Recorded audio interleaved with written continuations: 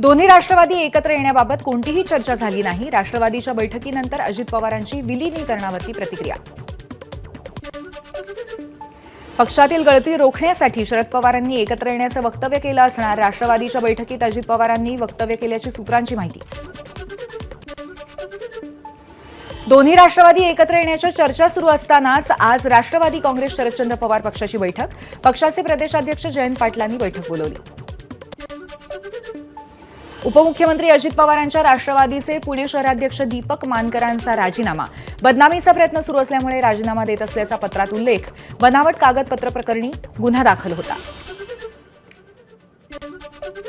ठाकरेंच्या शिवसेनेतून बाहेर पडणाऱ्यांना आपल्या पक्षामध्ये घेण्यासाठी चढाओढ. आगामी महापालिका निवडणुकांच्या पार्श्वभूमीवर सर्वच पक्षांची पक्षप्रवेशासाठी चढाओढ असल्याचं चित्र.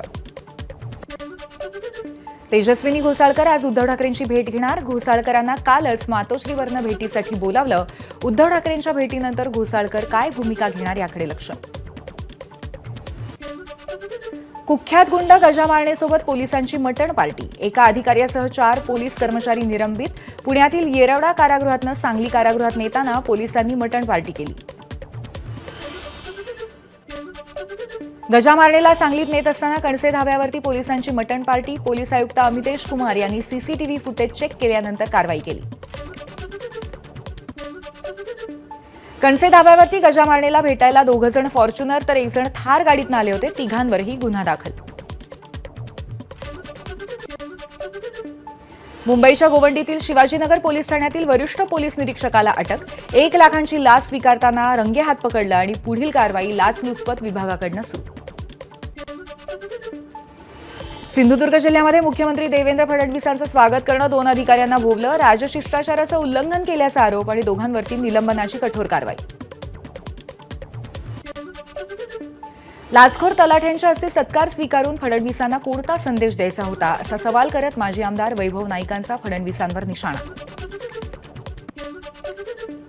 उपमुख्यमंत्री एकनाथ शिंदेंच्या ठाण्यातील निवासस्थानासमोर प्रहार संघटनेकडून रक्तदान आंदोलन. विविध मागण्या घेऊन दिव्यांग बांधवांचं राज्यभर आंदोलन. पाकिस्तानच्या वेबसाईट सर्च केल्याचा संशय. मालेगावातनं एका तरुणाला चौकशीसाठी ताब्यात घेतलं. एटीएस पथकाकडून मोबाईल ताब्यात घेत तरुणाची 6 तास चौकशी. नागपुरामध्ये डाव्या विचारांच्या संघटनांचा कार्यक्रम. धक्कादायक प्रकार. फैज अहमद फैज यांच्या हम देखेंगे कवितेतनं सत्ता उलथवण्याचा संदेश आणि कविता सादरीकरणानंतर व्यासपीठावरनं वादग्रस्त वक्तव्य.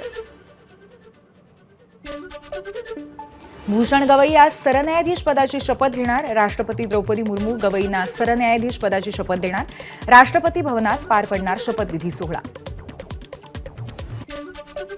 अमरावतीचे सुपुत्र भूषण गवई 52वे सरन्यायाधीश म्हणून शपथ घेणार. दिल्लीमध्ये पार पडणाऱ्या शपथविधी सोहळ्यासाठी गवई कुटुंबही उपस्थित राहणार.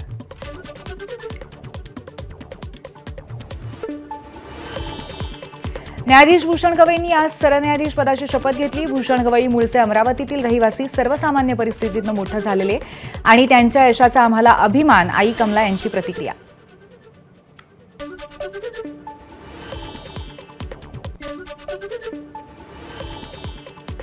न्यायमूर्ती भूषण गवईंच्या मार्गदर्शनाखाली देशाचे महत्त्वपूर्ण निर्णय. नोटबंदी, कलम 370 रद्द करणं वैध ठरवणाऱ्या बेंचवरती तसंच इलेक्टोरल बॉन्ड रद्द करणाऱ्या बेंचमध्ये सुद्धा गवईंचा सहभाग होता.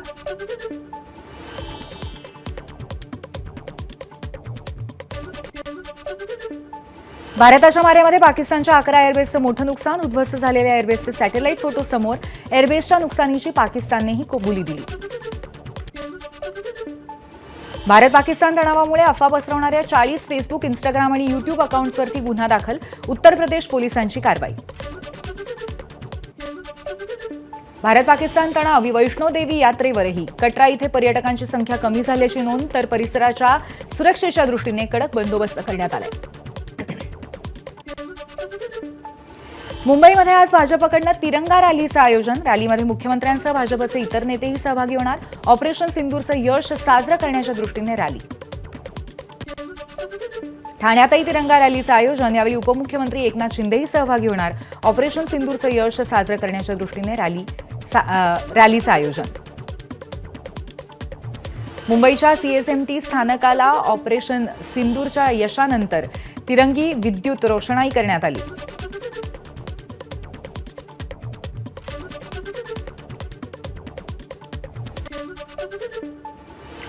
उत्तराखंडमध्ये तिरंगा शौर्य सन्मान यात्रा, मुख्यमंत्री पुष्कर सिंग धामी यांच्या नेतृत्वाखाली यात्रेचं आयोजन. ऑपरेशन सिंदूरच्या यशानंतर पंतप्रधान नरेंद्र मोदींच्या अध्यक्षतेखाली आज केंद्रीय मंत्रिमंडळाची बैठक. मंत्रिमंडळाच्या बैठकीपूर्वी सीसीएसची बैठक होण्याची शक्यता.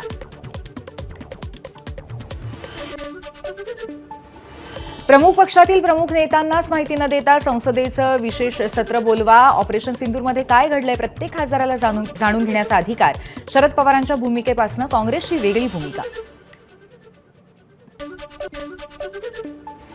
भाजपच्या धाराशिव जिल्हाध्यक्षपदी दत्ता कुलकर्णींची दुसऱ्यांदा वर्णी. स्थानिक स्वराज्य संस्थेच्या निवडणुकीच्या अनुषंगाने निवडीला महत्त्व.